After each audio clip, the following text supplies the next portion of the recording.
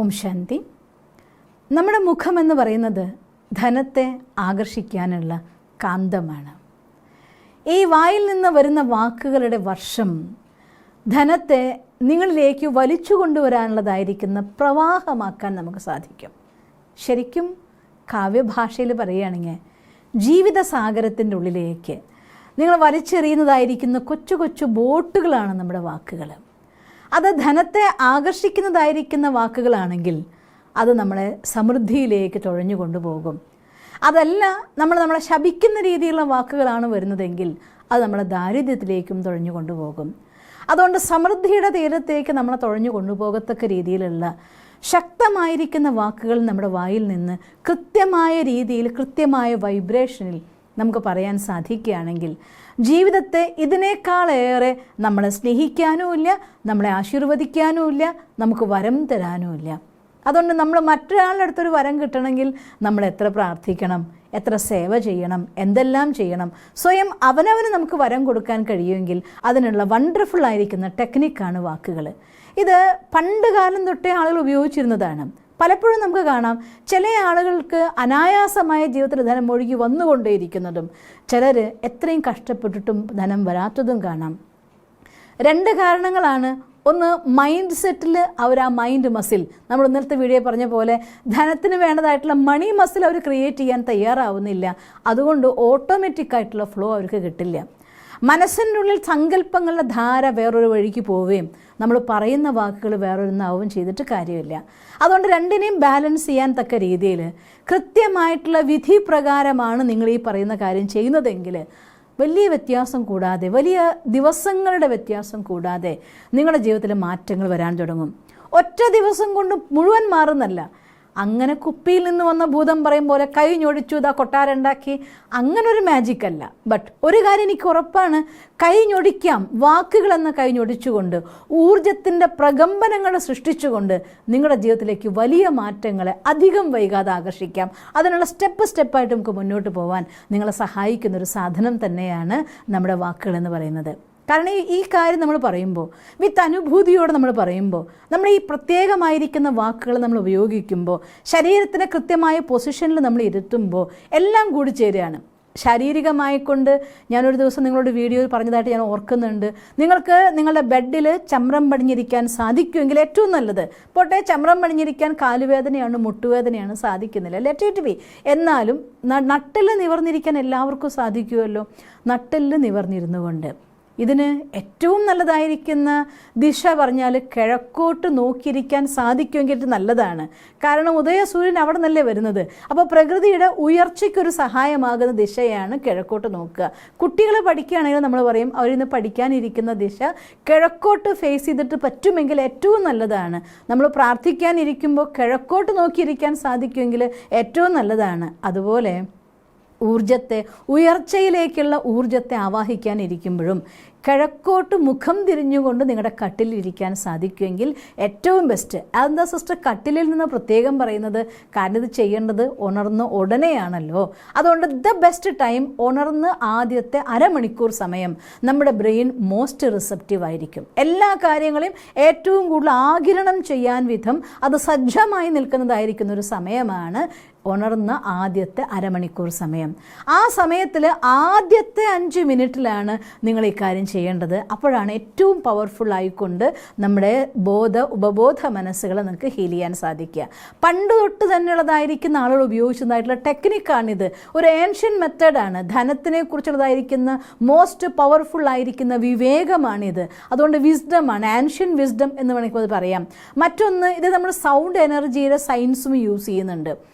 നമുക്കറിയാലോ, ഒരു കുഴലിൻ്റെ ഉള്ളിൽ നമ്മൾ ഉറക്കി ഓളിട്ടാൽ അത് പലതവണ പ്രതിധ്വനിയായിട്ടൊരു തരംഗം പോലെ നമുക്ക് അപ്പുറത്ത് കിട്ടും. അതേ കാര്യം നമ്മളൊരു ഗുഹയിൽ നിന്ന് ഓടിടുകയാണെങ്കിൽ അത് പലതവണ പ്രതിധ്വനിച്ച് നമ്മളിലേക്ക് വരും, നമ്മൾ കേൾക്കും. നമ്മൾ ഉറക്കെ പറയണ്ട, പക്ഷെ നിങ്ങൾക്ക് പറയാൻ പറ്റുന്ന കോൺഫിഡൻ്റ് ആയിരിക്കുന്ന നിങ്ങളുടേതായിട്ടുള്ള റേഞ്ചിൽ ആ വാക്കുകൾ ദൃഢമായി പറയുമ്പോൾ അനുഭൂതിയോടെ കൂടി അതിന് ഉച്ചരിക്കുന്ന സമയത്ത് അത് മന്ത്രം പോലെ അതിൻ്റെ പ്രകമ്പനങ്ങൾ ഈ ഊർജ്ജമണ്ഡലത്തിൽ മുഴുവൻ നിറയും. അത് അതേ എനർജിയെ നിങ്ങളിലേക്ക് കൊണ്ടുവരികയും ചെയ്യും. മറ്റൊന്ന്, ഏതൊരു കാര്യം ആവർത്തിച്ച് പറയുമ്പോഴും നമ്മുടെ ഉപബോധ മനസ്സുകൾ, സബ് കോൺഷ്യസ് മൈൻഡിൻ്റെ ബോധ മനസ്സ് ആദ്യം തന്നെ വാക്ക് കേൾക്കുമ്പോൾ അതിന് ശ്രദ്ധിക്കും. അതിലൂടെ ഊർജ്ജം പ്രവഹിക്കപ്പെടുമ്പോൾ നമ്മുടെ സബ് കോൺഷ്യസ് മൈൻഡും അതിനെ സ്വീകരിക്കും. ഇതിനെ എല്ലാം കൂടി ചേർന്നുകൊണ്ട് പെർഫെക്റ്റ് ടൈമിംഗ് എന്നതായിരിക്കുന്ന ഒരു കാര്യം കൂടെ ചേർത്താൽ അത് വളരെ വേഗത്തിൽ നമ്മുടെ ലൈഫിലേക്ക് വരും. അതുകൊണ്ട് ഇത് ചെയ്യേണ്ടത് ഏർലി മോർണിംഗ് അവേഴ്സിലാണ്. എന്ന് വെച്ചാൽ നിങ്ങൾക്കൊരു കാര്യം നിർബന്ധമായിട്ടും ഞാൻ പറയാം, ഇത്തരം നല്ല നല്ല കാര്യങ്ങൾ ചെയ്യാനുള്ളതായിട്ടുള്ള ബെസ്റ്റ് ടൈം എന്ന് പറയുന്നത് ബ്രഹ്മമുഹൂർത്താണ്, 4 മണിക്കാണ്. ഇനി 4 മണിക്ക് നിങ്ങൾ എഴുന്നേൽക്കുന്നില്ല എങ്കിൽ ഒരു കാര്യം ഉറപ്പായിട്ടും ചെയ്യണം, സൂര്യോദയത്തിന് മുന്നാണിത് ചെയ്യേണ്ടത്. അവിടെയാണ് ഏറ്റവും നല്ല റിസൾട്ട് കിട്ടുന്നത്. അതുകൊണ്ട് സൂര്യോദയത്തിന് മുന്നേ നിങ്ങളുടെ കട്ടിൽ എഴുന്നേറ്റിരുന്ന് ചമ്രം പടിഞ്ഞിരുന്നു കൊണ്ട് നട്ടെല്ല് നിവർന്ന് പ്രകൃതിയുടെ ഈ പ്രപഞ്ചത്തിൻ്റെ ഊർജ്ജ മണ്ഡലവുമായി നമ്മളെ അലൈൻ ചെയ്യുകയാണ്. നട്ടിൽ സ്ട്രെയിറ്റായി നമ്മൾ വെക്കുന്ന സമയത്ത് ആ നേർരേഖയിൽ കൊണ്ടുവന്നുകൊണ്ട് ആ പ്രപഞ്ചശക്തി, സർവശക്തനായിരിക്കുന്ന അദൃശ്യശക്തിയായ നിരാകാരിയും അജന്മനുമായിരിക്കുന്ന ഭഗവാൻ പ്രകാശത്തെ കാണാൻ സാധിക്കുമെങ്കിൽ ദ ബെസ്റ്റാണ് ആ ഈശ്വരനോട് ഗുഡ് മോർണിംഗ് പറയുക. എല്ലാ ബ്ലെസ്സിങ്സ് തരാൻ വേണ്ടിക്കൊണ്ട് ഊർജ്ജം നിങ്ങളിലേക്ക് പ്രവഹിപ്പിക്കുന്നതായിട്ട് ഫീൽ ചെയ്യുക. എന്നിട്ടാണ് നമ്മൾ ഈ പറഞ്ഞതായിട്ടുള്ള 6 വാചകങ്ങൾ പറയേണ്ടത്. 3 വാചകം ഞാൻ നിങ്ങൾക്ക് കഴിഞ്ഞ ദിവസം പറഞ്ഞു തന്നിട്ടുണ്ടായിരുന്നു. എന്നാലും ബാക്കിയുള്ളതായിരിക്കുന്ന വാചകം ഞാൻ നിങ്ങൾക്ക് പറഞ്ഞുതരാൻ പോവുകയാണ്.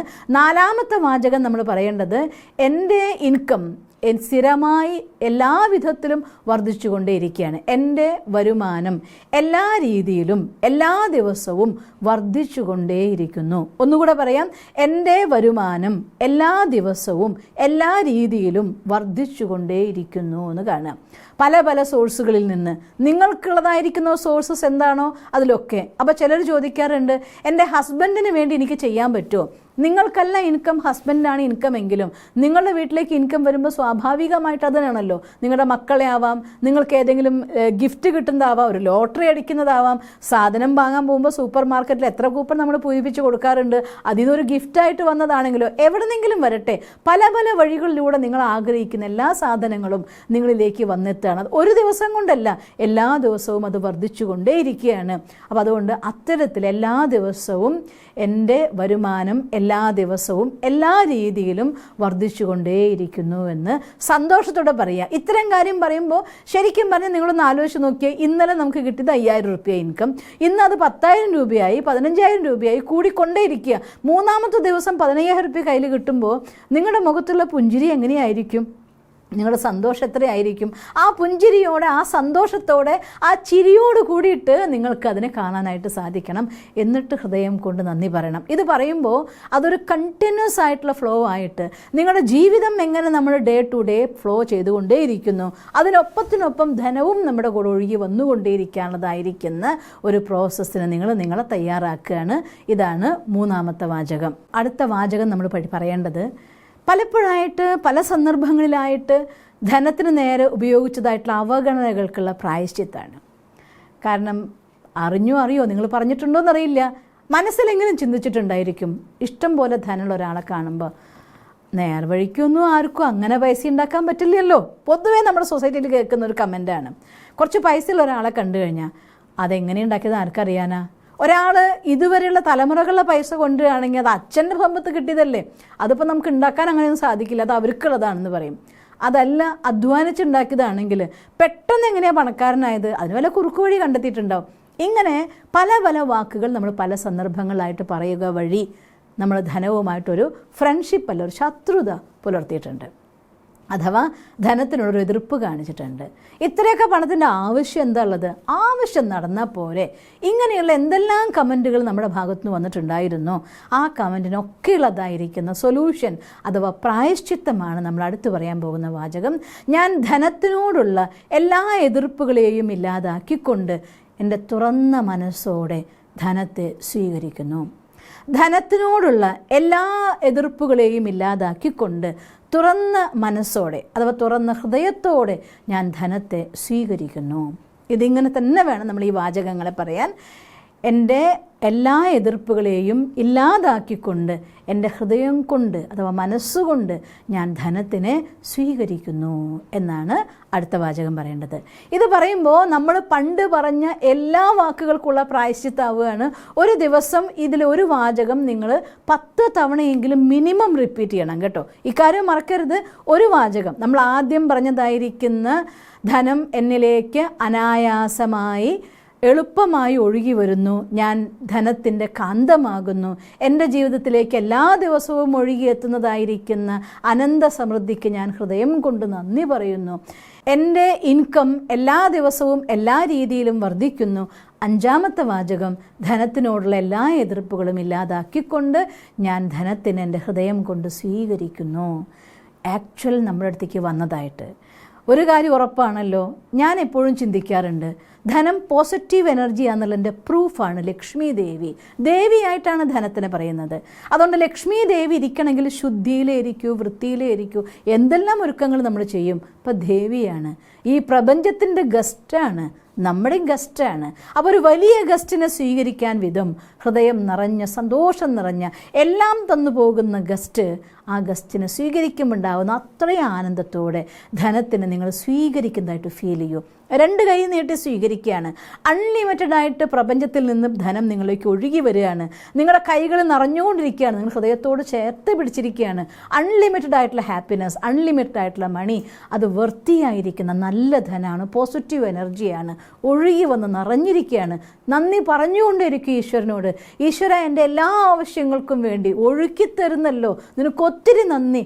ധനമേ, നീ എൻ്റെ അടുത്തേക്ക് സ്നേഹത്തോടു കൂടി വന്നല്ലോ, നിനക്കെൻ്റെ ഹൃദയം നിറഞ്ഞ നന്ദി. സന്തോഷിക്കുക, ആനന്ദിക്കുക.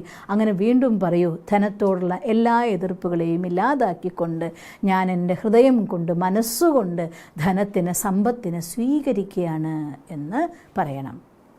അടുത്തൊരു വാചകം പറയാനുള്ളത്, അത് മോസ്റ്റ് ബ്യൂട്ടിഫുൾ, മോസ്റ്റ് വണ്ടർഫുൾ. അതെങ്ങനെ നമുക്ക് ഈ പ്രപഞ്ചത്തിലെ എല്ലാം നാഥനായ ഭഗവാനോടായിട്ട് അലിഞ്ഞ് നമ്മളെ ചേർക്കാനുള്ളതായിരിക്കുന്ന വാചകമാണ്. ഞാൻ ഈ വാക്കുകളെ പറയുമ്പോൾ ആനന്ദം കൊണ്ട് എൻ്റെ കണ്ണ് നിറയാറുള്ളതായിരിക്കുന്ന സുന്ദരമായ വാക്കാണ്. അനന്ത സമൃദ്ധിയുടെ ദിവ്യമായ ഊർജവുമായി ഞാൻ കൂടിച്ചേരുന്നു. ദ മോസ്റ്റ് ബ്യൂട്ടിഫുൾ ആണ്. ഫീൽ ചെയ്ത് നോക്കിയേ നിങ്ങൾ. ഈ പ്രപഞ്ചനാഥനായ ഭഗവാൻ, നന്മയുടെ സാഗരമായ ഭഗവാൻ ഊർജമായി പ്രകാശമായി നിങ്ങളിലേക്ക് പ്രവഹിപ്പിക്കുകയാണ്. നിങ്ങളാകുന്ന ഊർജം മറ്റൊരു ദിവ്യ പ്രകാശമായിക്കൊണ്ട് ആ പ്രകാശവുമായി ഒത്തുചേരുകയാണ്. നിങ്ങളുടെ ജീവിതത്തിലേക്ക് വേണ്ട എല്ലാ സമൃദ്ധിയും അനുഗ്രഹമായിട്ട് ബ്ലെസ്സിങ് ആയി നിങ്ങളിലേക്ക് നിറയ്ക്കുകയാണ്. ഞാൻ ധനത്തിൻ്റെ ആ ദിവ്യ ഊർജവുമായി, അനന്ത സമൃദ്ധിയുടെ ദിവ്യ ഊർജവുമായി ഞാൻ കൂടിച്ചേരുന്നു. അനന്ത സമൃദ്ധിയുടെ ദിവ്യ ഊർജവുമായി ഞാൻ കൂടിച്ചേരുന്നു. The most beautiful moments. അത് നിങ്ങൾ പറഞ്ഞ ശേഷം ആ പ്രവാഹത്തിൽ, ആ ആനന്ദത്തിൽ അലിഞ്ഞ് നമ്മുടെ ഹൃദയം നിറഞ്ഞ് കണ്ണ് നിറഞ്ഞ് ആ ആനന്ദാനുഭൂതിയിൽ മുഴുകി കുറച്ച് സമയം ഇരിക്കും. The most beautiful welcoming of money, the most beautiful powerful welcoming of energy. നമ്മുടെ ഹൃദയത്തിലേക്ക്, നമ്മുടെ മനസ്സിലേക്ക്, നമ്മുടെ ഉള്ളിൻ്റെ ഉള്ളിലേക്ക് ആ പോസിറ്റീവ് എനർജീനെ പൂർണ്ണമായി നിറച്ച് ഒഴുകി അനുഭൂതി ചെയ്തിട്ട് ഈ എക്സസൈസ് അവസാനിപ്പിക്കുക. നമ്മളിത് പറഞ്ഞ എല്ലാവിധ തെറ്റായ വാക്കുകൾക്കുള്ള പ്രായശ്ചിത്തം കഴിഞ്ഞു. ധനം നിങ്ങളിലേക്ക് ഒഴുകി എത്തിയതിൻ്റെ, ഈശ്വരൻ്റെ ബ്ലെസ്സിങ് നിങ്ങൾ നിറഞ്ഞു കിട്ടിയതിൻ്റെ, ആ സാന്നിധ്യത്തിൻ്റെ സുഖം അനുഭവിച്ചതിൻ്റെ, അതിലൂടെ നമ്മുടെ ജീവിതത്തിൽ വന്നു ചേർന്ന വരദാനങ്ങളുടെ സമൃദ്ധിയെ എല്ലാം കണ്ടുകൊണ്ട് ആനന്ദിച്ചുകൊണ്ടൊരു ജീവിതം തുടങ്ങും. ഇത് 1 ദിവസത്തെ 2 ദിവസത്തെ അല്ല, ഡെയിലി റൂട്ടീനാക്കി മാറ്റൂ. നിങ്ങളുടെ ജീവിതത്തിൽ നമ്മൾ കണ്ട പോലെ ഭഗവാന്റെ സാന്നിധ്യവും സമൃദ്ധിയുടെ സാന്നിധ്യവും ഒത്തുചേർന്നുകൊണ്ടുള്ള സുന്ദരമായൊരു ജീവിതം നിങ്ങൾക്കുണ്ടാവട്ടെ. അങ്ങനൊരു ജീവിതം ഉണ്ടാകട്ടെ എന്ന് ഞാൻ ഈശ്വരനോട് പ്രാർത്ഥിക്കുന്നു. ഓം ശാന്തി.